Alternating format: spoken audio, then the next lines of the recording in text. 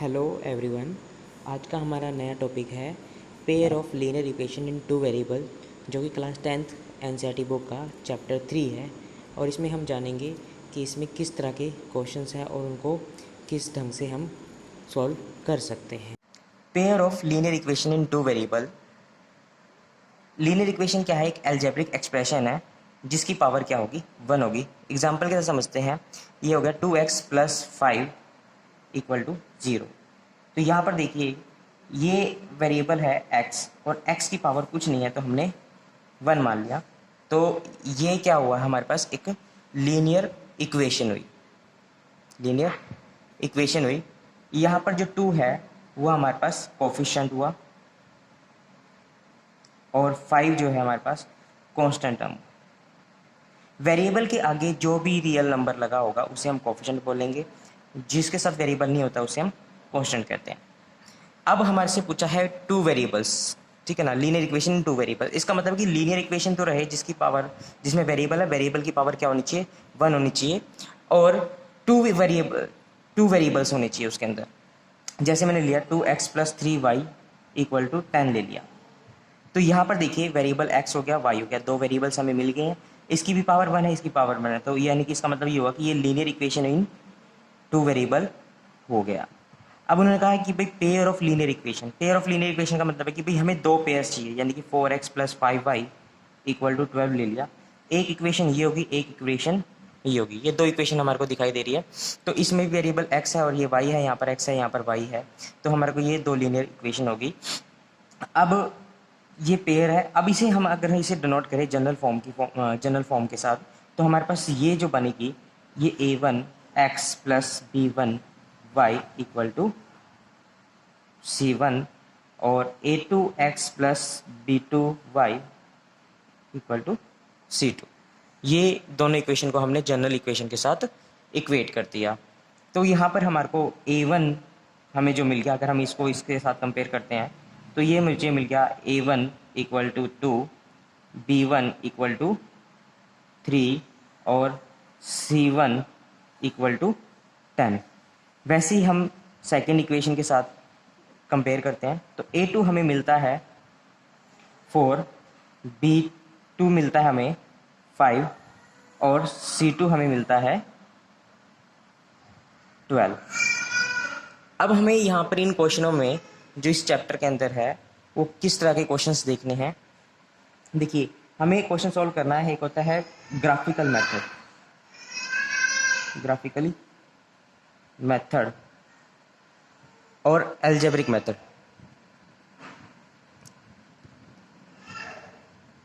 Algebraic method, algebraic method में हमारे पास तीन मेथड आते हैं। एक होता है एलिमिनेशन मेथड,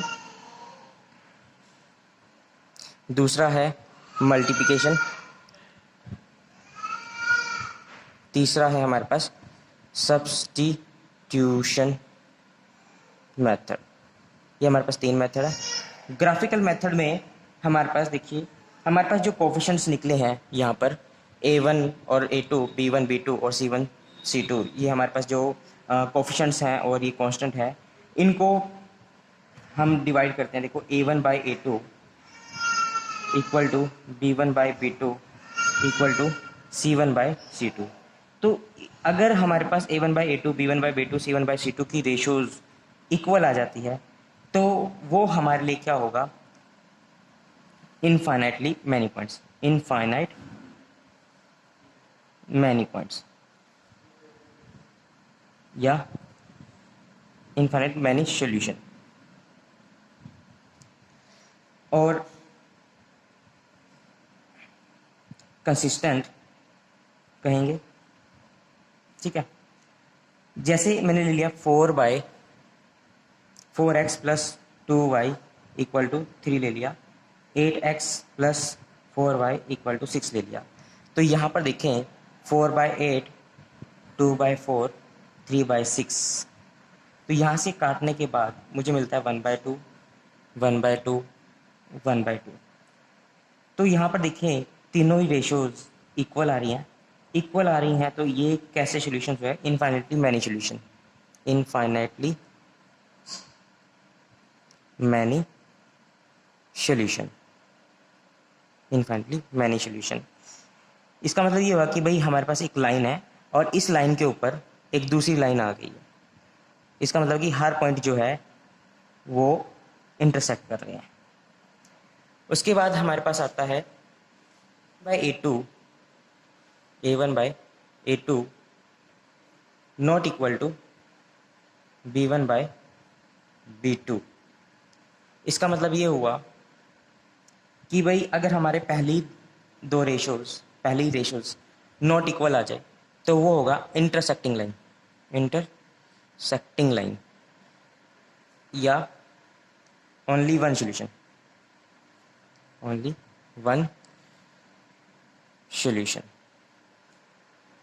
अब इंटरसेक्टिंग लाइन होगी कैसे? वो होगा कि भाई एक लाइन ऐसे है और एक लाइन ऐसे है और यहाँ देखो कि दो लाइनें एक ही पॉइंट पर काट रही है, तो इसे बोलते हैं इंटरसेक्टिंग पॉइंट। तो हमारे पास सॉल्यूशन क्या निकलेगा? ओनली वन सॉल्यूशन निकलेगा। For example 2x plus 3y equal to 5 ले लिया और 3x plus 2y equal to 10 ले लिया। तो यहाँ पर देखें A1 हमारे पास हुआ 2, B1 हो गया हमारे पास 3 और C1 हमारे पास 5 हुआ। A2 हुआ हमारे पास 3, B2 हुआ 2 और C2 हुआ हमारे पास 10। अब इन रेशियोज को डिवाइड करते हैं। A1 by A2 equal to B1 by B2 equal to C1 by C2। तो हम देखें A1 by A2 2 by 3, B1 by B2 3 by 2। तो यहाँ देखो कि अगर हम C1 बाई C2 करते हैं तो यहाँ पर देखिए पहला ही जो है हमारे पास ये नॉट इक्वल आ रहा है, तो आगे हमें नहीं जाना। A1 by A2 B1 by B2 not equal आ रही है, रेशियोज इक्वल नहीं है, तो ये क्या होगा? इंटरसेक्टिंग पॉइंट होगा, इंटरसेक्टिंग लाइन होगा। ठीक, उसके बाद हमारे पास आता है तीसरा मेथड जिसमें हमारे पास है A1 by A2 B1 by B2 और C1 बाई C2। इसमें पहला इक्वल आ जाए और दूसरी रेशियो इक्वल ना आए तो उस केस में हमारे पास क्या होगा? दो पैरेलल लाइंस मिलेंगी जो इंटरसेक्ट कभी नहीं करेंगी। तो इसमें कैसे हो सकता है? ये होता है इनकंसिस्टेंट या नो सॉल्यूशन। दूसरी बात बोलेंगे नो सॉल्यूशन, फर्स्ट सेकंड दो सॉल्यूशन। अब यहाँ पर एग्जांपल देखिए 2x plus 3y equal to 10 हो गया और 4x plus 6y equal to 12 हो गया। तो यहाँ देखिए A1 हमारे पास 2 हुआ, B1 3 और C1 10 हो गया। A2 हो गया हमारे पास 4, B2 हो गया हमारे पास 6 और C2 हमारे पास हो गया 12। अब इनकी रेशियोज को डिवाइड करते हैं A1 by A2 B1 by B2 और C1 बाई C2। तो ये आ गया 2 बाई 4 3 बाई 6 और 10 बाई 12। यहाँ से अगर हम इसको काटते हैं तो 2 1 ज़ा 2 2 2 ज़ा 4 3 1 ज़ा 3 3 2 ज़ा 6। तो ये 2 पे जाता है तो 2 5 ज़ा 10 2 6 ज़ा 12। तो यहाँ देखिए 1 by 2 equal to 1 by 2 equal to 5 by 6। ये नॉट इक्वल आ गया। पहली दो रेशो थी वो इक्वल आई है लेकिन सेकंड रेशो जो है वो इक्वल नहीं आई है। तो इस केस में हमारे पास क्या होगा? नो सॉल्यूशन मिलेगा या इनकंसिस्टेंट।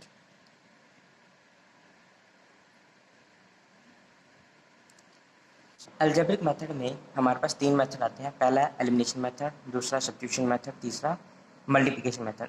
इस साल हमारे पास ये मेथड नहीं है तो ये हमारे पास दो मेथड है, इन्हें करेंगे।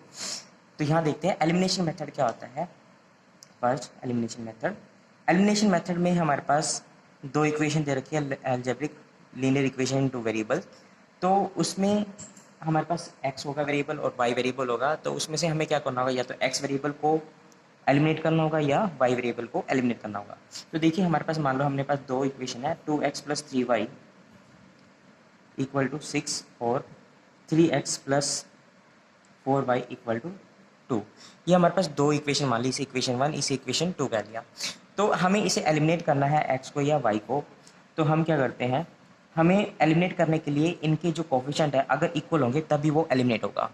तो उसके लिए इसे एलिमिनेट कर इसे इक्वल बनाने के लिए हम क्या करते हैं, इस इक्वेशन को, इक्वेशन 1 को अगर हम 3 के साथ मल्टीप्लाई करते हैं और इक्वेशन 2 को 2 के साथ मल्टीप्लाई करते हैं, तो हमारे पास नई इक्वेशन जो आएगी वो देखते हैं। देखो यहाँ लिखते हैं मल्टीप्लाई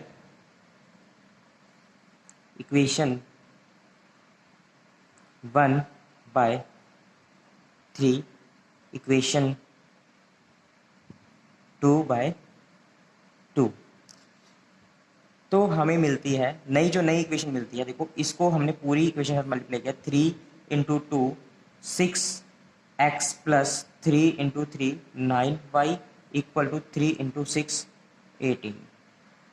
आगे हमारे पास मिलता है 2 into 3 6x plus 2 into 4 8y equal to 2 into 12, तो 24 हमें मिला। अब हमें देखो ये हमारे पास जो वेरिएबल x है उसके कोफिशिएंट जो है वो इक्वल आ चुके हैं। तो अब हमें क्या करना होगा, इसे सब्ट्रैक्ट करना होगा, इस इक्वेशन को सब्ट्रैक्ट करना होगा।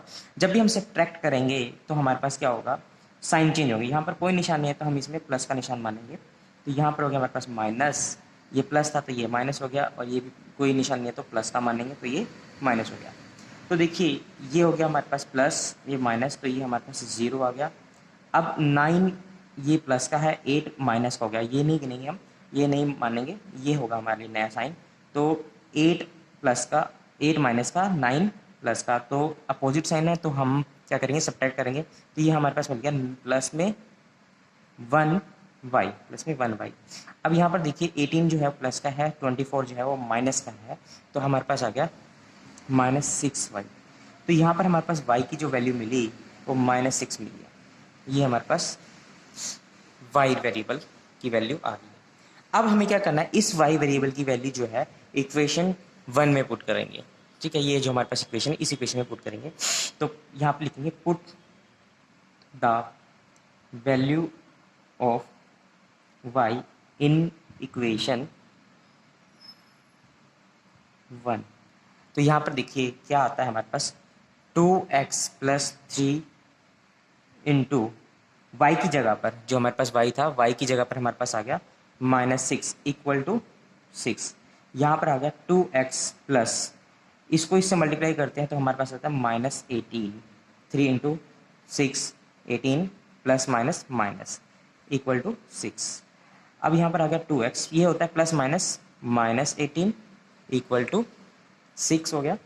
आगे हमारे पास आता है, देखो ये जो माइनस का 18 है कांस्टेंट टर्म है, इसको राइट हैंड साइड पे लेके जाएंगे कांस्टेंट के साथ, तो ये आ गया हमारे पास 2x इक्वल टू 6 प्लस 18, जो माइनस का था वहाँ पर जाके जो है वो राइट हैंड साइड पे प्लस का निशान हो गया। अब यहाँ पर आ गया हमारे पास, देखो इन दोनों को प्लस करते हुए 24 आ गया, यहाँ पर हो गया 2x।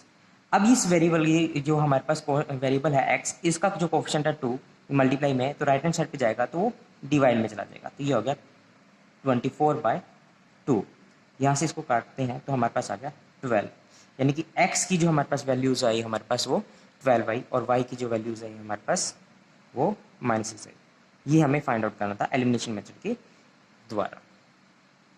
सेकंड क्वेश्चन लेकर चलते हैं, जिसमें हमारे पास दो इक्वेशन दी गई है, 4x plus 5y equal to 20, 3x plus 4y equal to 12। ये हमारे पास इक्वेशन 1, इसे इक्वेशन 2 कह दिया। एलिमिनेशन मेथड के द्वारा हमें x और y की वैल्यू फाइंड आउट करनी है। तो उसके लिए हमें क्या करना पड़ेगा, जो या तो हम x वेरिएबल को एलिमिनेट करें या y वेरिएबल को एलिमिनेट करें। अगर हम x वेरिएबल को एलिमिनेट करते हैं तो उसके लिए ज़रूरी है कि x के जो कोफिशिएंट्स हैं वो इक्वल होना जरूरी है। तो इसे इक्वल करने के लिए हमें क्या करना पड़ता है, हम फर्स्ट इक्वेशन का जो इक्वेशन है हमारे पास, उसको दूसरी इक्वेशन का जो x वेरिएबल है उसके कोफिशिएंट के साथ मल्टीप्लाई करेंगे, और जो दूसरी इक्वेशन है उसको फर्स्ट इक्वेशन के वेरिएबल x के कोफिशिएंट के साथ मल्टीप्लाई करेंगे। इसका मतलब ये हुआ कि भाई हमारे पास यहाँ पर है तो इसको हमने 3 के साथ मल्टीप्लाई किया इस इक्वेशन को, और इस इक्वेशन को मल्टीप्लाई किया हमने 4 के साथ, यानी कि इस 3 को इधर इस इक्वेशन के साथ मल्टीप्लाई कर दिया, और इस 4 को इस इक्वेशन के साथ हमने मल्टीप्लाई कर दिया x के वेरिएबल को, x के कोफिशिएंट को इक्वल करने के लिए। ठीक है, तो ये हमारे पास आ गया। हम यहाँ पर लिखेंगे multiply equation 1 by 3 and multiply equation 2 by 4। तो हमारे पास जब मल्टीप्लाई करने के बाद जो नई इक्वेशन बन के आती है वो आती है, देखो 4 3 ज़ा 12 एक्स प्लस 5 3 ज़ा 15 वाई इक्वल टू 20 इंटू 3 60, 23 ज़ा 60। उसके बाद 3 into 4 12 x plus 4 into 4 16 y equal to 12 into 4 48। अब हमें क्या करना पड़ेगा, देखो हमारे पास जो वेरिएबल है x, उसके कोफिशिएंट जो हैं वो 12 आ चुके हैं, यानी कि इक्वल आ चुके हैं। अब हमें एलिमिनेट करने के लिए हमें क्या करना पड़ेगा, यहाँ पर सब्ट्रैक्ट करना पड़ेगा। तो हम इक्वेशन को सब्ट्रैक्ट करते हैं, इसे इक्वेशन 3 और 4 कर देते हैं।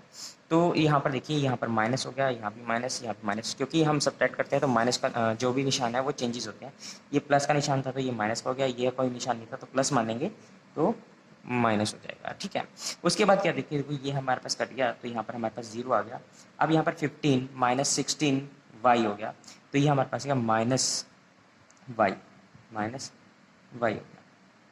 उसके बाद देखो निशान वो जो बड़े के आगे होगा, तो यहाँ पर 16 के आगे हमारे पास कौन सा निशान है, माइनस का निशान है, तो माइनस के वाई आ गया। उसके बाद हमारे पास देखो यहाँ से इसमें से इसको माइनस करते हैं तो 16 हमारे पास प्लस का है और 48 जो है हमारे पास माइनस का है, तो अपोजिट साइन है तो सब्ट्रैक्ट होगा। माइनस करने के बाद हमारे पास मिलेगा प्लस के 12, तो ये आ गया 12। अब हमारे पास y minus y equal to 12 आ चुका है। अब ये जो माइनस है ये राइट हैंड साइड पे लेके चले जाएंगे तो y की वैल्यू क्या आ गई, माइनस की 12। ये जो वैल्यू आई है y की, इसे इक्वेशन 1 में पुट करेंगे। जो इक्वेशन हमारे पास 1 थी वो है 4x plus 5y equal to 20। तो हम इस y की वैल्यू जो है हम यहाँ पर पुट करेंगे, ये आ गया 4x प्लस 5 इंटू, यानी कि ब्रैकेट निकाली हमने, माइनस 12 इक्वल टू 20। अब यहाँ से देखिए 4x प्लस इन दोनों की मल्टीप्लाई करते हैं, ये आ गया हमारे पास 60 माइनस के 60 इक्वल टू 20। अब ये क्या है, देखो यहाँ पर ये देखो प्लस माइनस जो है माइनस होता है equal to 0, plus minus minus होता है। अब ये राइट हैंड साइड पे लेके जाएंगे तो ये आ गया हमारे पास 4x इक्वल टू 20 प्लस 60, ये हमारे पास हो गया 80। अब यहाँ पर देखो जो हमारे पास आया 4x इक्वल टू 80 आया, ये जो कोफिशिएंट है x का 4, ये मल्टीप्लाई में है x के, तो ये राइट हैंड साइड पे जाएगा तो डिवाइड में जाएगा, तो ये हमारे पास आ गया x equal to 80 divide by 4, काट के कितना आया हमारे पास यहाँ पर 20 आ गया। यानी कि x की जो हमारे पास वैल्यू आई है अब वो 20 आ गई है, और y की जो वैल्यू आई है हमारे पास माइनस की 12। ये हमारे पास x और y फाइंड आउट हो गया। नेक्स्ट मेथड आता है सब्स्टिट्यूशन मेथड। सब्स्टिट्यूशन मेथड में क्या करना होगा, हमें सब्स्टिट्यूट करना है, यानी कि वैल्यू पुट करनी है। तो हमारे पास यहाँ पर दो इक्वेशन दी जाती है, जैसे हमने मान लिया 2x plus 3y equal to 5 मान लिया, तो और दूसरी इक्वेशन मान लेते हैं 2x plus Y equal to 4 ले लेते हैं, ठीक है। ये हमारे पास दो इक्वेशन होगी। तो हम यहाँ से क्या करते हैं, इसे इक्वेशन 1 इसे इक्वेशन 2 मान लेते हैं।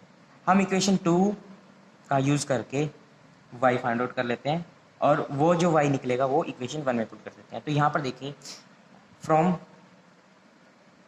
इक्वेशन 2, तो ये जो 2x है इसको राइट हैंड साइड पे लेके जाएंगे तो ये हो जाएगा y equal to 4 minus 2x, y equal to 4 minus 2x।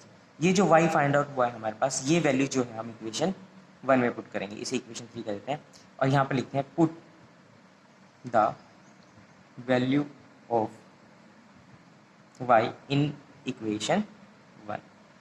अब क्या होता है, देखो हमने क्या करता है 2x प्लस 3, y की जगह पर जो हमारे पास नई वैल्यू आई है वो आई है 4 माइनस 2x इक्वल टू 5। अब हमें क्या करना होगा, यहाँ पर देखिए ये 2x आ गया यहाँ पर, प्लस इसके अंदर मल्टीप्लाई करेंगे, ये ब्रैकेट के अंदर है 4 माइनस 2x, तो इसको 3 को इन दोनों के साथ मल्टीप्लाई करेंगे, पहले इसके साथ और फिर इसके साथ, तो ये आ गया हमारे पास 12 माइनस 6x इक्वल टू 5। अब यहाँ पर देखिए ये आ गया 2x माइनस 6y, इस वेरिएबल को इकट्ठा कर दिया, और ये जो 12 था ये राइट हैंड साइड पे लेके जाएंगे तो ये हो जाएगा 5 माइनस के 12। अभी इनमें से इसको माइनस करेंगे तो 2x माइनस के 6x इक्वल टू 5 माइनस के 12। अब इसमें से इसको माइनस करते हैं तो ये आता है माइनस के 4x, और इसमें से इसको माइनस करते हैं माइनस के 7। तो यहाँ से इसको काट दिया तो हमारे पास आता है x इक्वल टू 7 ये जो कोफिशिएंट था x का, ये मल्टीप्लाई में था x के, तो ये डिवाइड में जाएगा राइट हैंड साइड पे। ठीक है, अब ये जो वैल्यू आई है हमारे पास x की, ये वैल्यू जो पुट करेंगे ये हम इक्वेशन 3 में पुट करेंगे। तो put the value of x in equation 3। Equation 3 में पुट करने के बाद अगर हम इक्वेशन 3 में पुट करते हैं यहाँ पर x की वैल्यू, तो हमें क्या मिल जाएगा, y वेरिएबल फाइंड आउट हो जाएगा। तो यहाँ पर आ जाएगा y equal to 4 minus 2 into 7/4। यहाँ से इसको काटते हैं, 2 1 ज़ा 2, 2 2 ज़ा 4। ये हमारे पास आ गया, ये देखिए ये हमारे पास आ गया y इक्वल टू 4 माइनस 7/2। अब यहाँ पर देखिए इसे एलसीएम के द्वारा सॉल्व करते हैं, ये एलसीएम आएगा 2, इससे इसको डिवाइड करेंगे तो हमारे पास आएगा 2, और इस 2 को मल्टीप्लाई कर दिया इस 4 के साथ, तो ये हमारे पास आ गया 8। बीच में माइनस का निशान है, इसको इससे डिवाइड करेंगे तो 1 आएगा, मल्टीप्लाई करेंगे 7 के साथ तो 7 आ जाएगा। तो हमारे पास आ गया 1/2, यानी कि y वेरिएबल की जो वैल्यू है वो 1/2 आई है। ये हमें मिल गया, x हमें मिल गया 7/4 और y जो हमें मिल गया वो 1/2 मिल गया। ये हमारी वैल्यू फाइंड आउट हो गई।